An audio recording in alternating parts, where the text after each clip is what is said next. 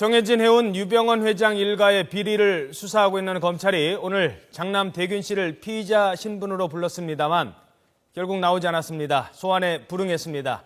검찰은 다시 한번 소환을 통보한 뒤 그래도 응하지 않으면 강제 구인에 나선다는 방침입니다. 자, 대균 씨도 출석하지 않으면서 유 회장 자녀 모두 검찰 소환 거부하고 있습니다. 인천지검 특별수사팀에 나가 있는 취재기자 연결하겠습니다. 권준기 기자. 네, 인천지검입니다. 유병언 회장의 장남 대균 씨, 오늘 검찰 소환에 불응했다고요? 그렇습니다. 검찰은 유병언 회장의 장남 대균 씨에게 오전 10시까지 이곳 인천지검에 나오라고 통보를 했지만 출석을 하지 않고 있습니다.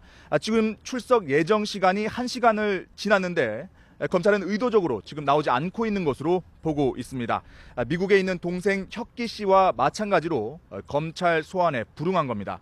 검찰은 다시 한번 이 대균 씨에게 소환을 통보한 뒤에 만약 이번에도 이유 없이 소환에 불응할 경우 체포영장을 발부받아 강제 구인에 나설 방침인 것으로 알려졌습니다. 대균 씨는 지주회사인 I1I 홀딩스를 비롯해 다판다와 트라이곤 코리아 등 핵심 계열사의 대주주고 해외에서 커피를 수입해서 판매하는 소쿠리 상사의 대표이사도 맡고 있습니다. 검찰은 대균 씨가 계열사에서 1,000만 원의 월급을 꼬박꼬박 받아온 만큼 경영에 깊숙이 관여한 것으로 보고 각종 횡령과 배임을 지시했는지 조사할 방침입니다.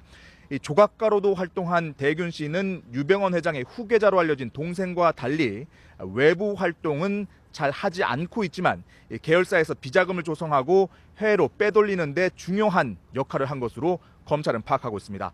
앞서 검찰은 차남 혁기 씨에게 3차례 소환을 통보했지만 미국에서 돌아오지 않자 장남 대균 씨를 먼저 불러서 조사하기로 방침을 정했습니다. 자, 조각한다는 분이 계열사에서 한 달에 1,000만 원씩 꼬박꼬박 받아먹었는데 왜 검찰이 안 오는지 모르겠습니다. 유 회장 가족 가운데는 지금 친형이 어제 먼저 소환됐죠? 그렇습니다. 유병언 회장의 친형 유병일 씨가 어제 오후 3시부터 자정까지 9시간가량 조사를 받았습니다. 유병일 씨는 청해진 해운에서 매달 고문료 명목으로 300만 원가량 받아온 것으로 드러났고 특히 세월호의 불법 중축 과정에 조언을 했다는 측근들의 진술도 나온 것으로 알려졌습니다. 검찰은 유 씨에 대해 사전 구속영장 청구를 검토하고 있습니다. 어제 유병일 씨와 함께 자동차 부품회사인 온지구 대표 최규정 전 전북 부지사도 소환이 됐습니다. 최 전 지사가 주목받는 이유는 유 씨 일가의 정관계 로비 창구 역할을 했을 가능성 때문인데 검찰은 최 전 지사가 회사에서 뭉칫돈을 빼서 쓴 흔적을 발견하고 이걸 어디에 썼는지 추궁한 것으로 알려졌습니다.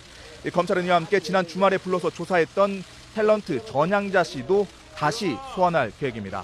지난번에는 참고인 신분이었지만 다음 조사 때는 피의자 신분으로 부르는 방안을 검토하고 있습니다. 전 씨는 오랜 구원파 신도로 구원파의 본원 또 왕국으로 불리는 금수원 대표고 핵심 계열사인 국제영상의 대표이자 유병언 회장의 측근으로 알려져 있습니다. 이번 수사의 정점이라고 할 수 있는 유병언 회장, 언제쯤 소환될 것으로 보입니까? 네, 오늘 장남 대균 씨가 소환에 불응하면서 유병언 회장에 대한 소환 시점도 다소 늦어지는 것 아니냐 하는 관측이 나오고 있습니다. 하지만 지금까지 구속됐거나 아니면 구속영장이 청구된 유병언 회장의 측근이 모두 8명이고 어제는 유 회장의 친형도 소환이 됐죠. 그만큼 수사 속도가 빠르기 때문에 유병언 회장 소환 시점도 그리 머지 않은 것으로 분석됩니다.